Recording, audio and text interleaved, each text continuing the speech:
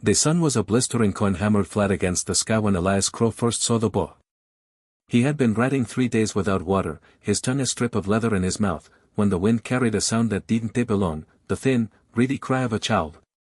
Elias reined in his mare, dust swirling around the horse's hooves like smoke from a dying fire. Ahead, half buried in the alkali flats, lay a wagon tipped on its side, canvas shredded, one wheel spinning lazily though there was no breeze. It dismounted, boots crunching on salt-crusted earth.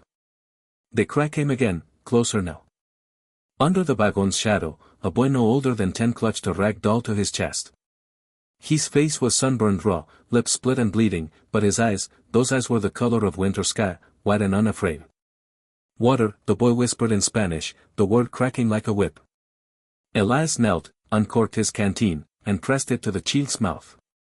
The boy drank in frantic gulps, water spilling down his chin and darkening the dust. When he finished, he didn't thank Elias. Instead, he pointed to the horizon where heat devils danced. Mi hermana, he said. They took her. Elias followed the boy's trembling finger. Far off, a plume of dust rose, riders, maybe 6, maybe more. He knew the brand of men who rode that hard in country this empty, slaves, comancheros, or worse. His hand drifted to the colt on his hip, then fell away. It was one man, half dead from thirst, with a horse too tired to outrun a coyote. The boy tugged his sleeve. Please. Elias looked at the wagon again. Inside, a woman lay crumpled, her bonnet askew, a dark stain spreading across her calico dress. The boy's mother, no doubt. The father was nowhere. Elias felt the old weight settle in his chest, the same weight that had driven him from Texas 10 years ago after the war, after the things they'd done under another flag. He had sworn never to choose sides again. But the boys has bold and they let him go. He lifted the child onto his saddle, climbed up behind, and turned the mare toward the dust plume. Hold tight, he muttered. The boy wrapped thin arms around the horse's neck and did not cry. They rode until the sun bled out across the plains and the riders' camp appeared, a cluster of lean-tos and a fire spitting sparks into the indigo night. Elias left the boy hidden in a dry wash with the mare and the canteen. Stay, he said, the way a man speaks to a dog he hopes will obey. He walked into the camp with his hands raised, hat in one fist, the other empty. 6 men lounged around the fire, rifles across their knees. Their leader was a thick-set man with a scar that pulled his mouth into a permanent sneer. In the shadows beyond the firelight, a girl sat bound to a wagon wheel. She was maybe 15, dark hair matted with sweat and blood, but her chin was high. Evening, Elias said. Scarface spat into the flames. You lost, cowboy. Looking to back, Elias replied. He reached slow into his vest and drew out a small leather pouch. He shook it, coins clinked. The girl. How much? The men laughed, a sound like coyotes tearing meat. Scarface stood. She ain't for sale. Says merchandise. Elias opened the pouch and let $3 fall into his palm. They gleamed like tiny moons. $3, he said. More than she'll fetch in Chihuahua with a busted lip. Scarface's eyes narrowed. He glanced at the girl, then at the dollars. Greed and pride wrestled across his face. Finally he sneered. You got stones, old man. But $3 buys you a bullet. He drew his pistol. The Hill's voice cut through the night, clear and steady. Prefiero morir, she said. Either rat or die. The camp went still. Even the fire seemed to hush. Elias felt the words strike him like a spur. He had heard men beg, bargain, break, but never this. A child choosing death over chains. Scarface laughed again, but it was thinner now. Hear that? Little wildcat thinks he's gotta say. He cocked the hammer. Elias moved without thinking. His hand snapped to his colt, thumb on the hammer, barrel rising. The shot cracked like God's own judgment. Scarface's pistol spun away, blood blooming on his wrist.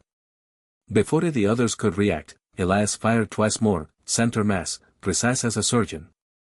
2 men dropped. The rest scrambled for cover. He ducked behind a water barrel as bullets whined past. Splinters exploded near his cheek. He counted heartbeats, reloaded by feel, and rose shooting. Another man fell clutching his throat. The last two broke and ran into the dark, horses thundering after them.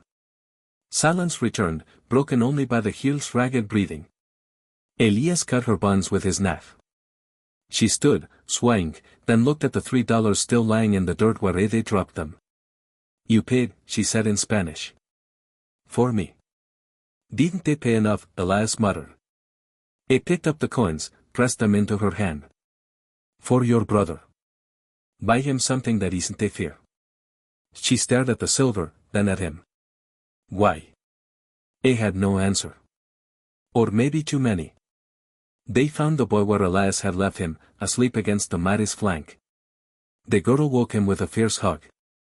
Together they buried their mother under a cairn of stones while Elias stood watch, rifle across his arms. Dawn painted the sky the color of fresh blood. The siblings had no one. Elias had nothing but a tired horse and a past that followed him like smoke. He should have ridden on. Instead he said, "There is a mission in San Ignacio. Sisters, there I take you." The girl, her name was Sofia, looked at the horizon, then at her brother Mateo. "We slow you." "I'm slow already," Elias said. They traveled 3 days across country that tried to kill them at every turn. Ratolesnaques, flash floods, a sky that withheld rain like a miser. Elias taught Mateo to track by broken grass, showed Sofia how to read the wind. At night they shared a single blanket, the children's breath warm against his ribs. He told them stories of places they'd never seen, oceans, cities of glass, until their eyes grew heavy. On the fourth night, camped in a cottonwood grove, Sofia asked, "Were you a soldier?" Elias poked the fire. 11. "Did you kill many men?" "Enough." She was quiet a long time. Then, "The man with the scar, he would have sold me to a place where girls disappear." "You stopped him." "Sold Bay stopped him sooner." "You came back." He had no reply for that. San Ignacio appeared at dusk, adobe walls glowing like embers. The mission bell tolled, sweet and mournful. Elias lifted the children down from the mare. Sister Rosario, wrinkled as a dried apple, took one look at their faces and opened her arms. Sofia clung to Elias' leg. "Will you stay?" "Can't. Got miles left in me." Mateo tugged his sleeve. From his pocket he drew the rag doll, now patched with a scrap of Elias' bandana. "For you," the boy said. "So you don't forget." Elias took the doll, thumb brushing the crude stitches. Something cracked open in his chest, a soundless fracture. Sofia pressed the $3 silver into his hand. "You paid for us. Now we pay for you." He tried to give them back. She closed his fingers over the coins. "By something that isn't fair," she echoed. He rode out at moonrise, the doll tucked inside his shirt, the dollars heavy in his pocket. For weeks he drifted, herding stray cattle, mending fences for ranchers too proud to pay in anything but beans. The doll rode with him, a ridiculous talisman against the dark. One evening in a border cantina, a drummer with a missing ear recognized the patch on the doll. "That's from the Ortega children," he said. "Whole territory's talking. Sisters say the girls teaching orphans to read. Boys got a gift with horses, gentles mustangs like they ray kittens." Elias bought the drummer a drink and listened to stories that grew in the telling, how Sofia had stood up to a corrupt alcalde, how Mateo had saved a foal from a flash flood. Each tale was a small fire in the cold. Winter came hard. Elias found himself in a land shack above the Pecos, snow piling against the door. Fever took him, lungs rattling, visions of battlefields and burning wagons. In delirium he clutched the doll and whispered apologies to ghosts. On the third night, the door creaked open. He fumbled for his coat, but it was only wind, or so he thought. Footsteps crossed the floor. A small hand touched his brow. "Señor Elias?" He blinked through sweat. Sofia knelt beside him, older now, hair braided neat.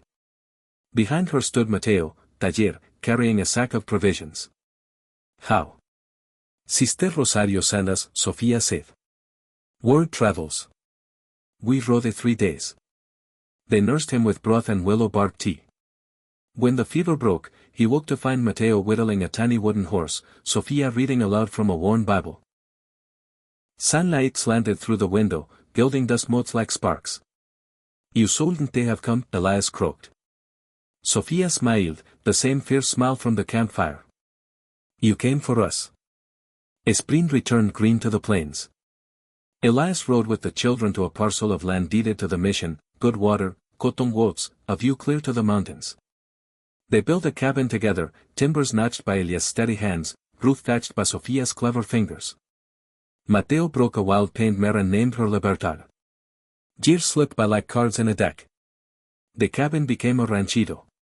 Orphans came, first one, then a dozen, drawn by rumors of a place where no child was sold for $3.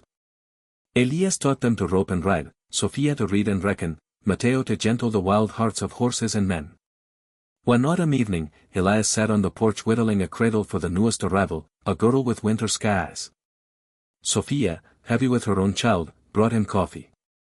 Mateo let a string of yearlings past, whistling. Elias turned the $3 silver over in his palm, edges worn smooth. Never spent them, he said. Sophia rested a hand on his shoulder. You spent something better. He looked out at the children laughing in the corral, at the smoke curling from the chimney, at the mountain standing guard. The doll sat on the mantel inside, faded but proud. Somewhere in the distance a bell tolled, the same sweet mournful note from San Ignacio. Elias closed his fist around the coins. Prefiero morir, he murmured, tasting the words anew. Not defiance now, but gratitude. He had chosen, all those years ago, to live, for them, for this. The sun dipped low, painting the world in gold. Elias smiled, the expression strange and new on his weathered face. $3 had bought a laugh. Love had bought the rest.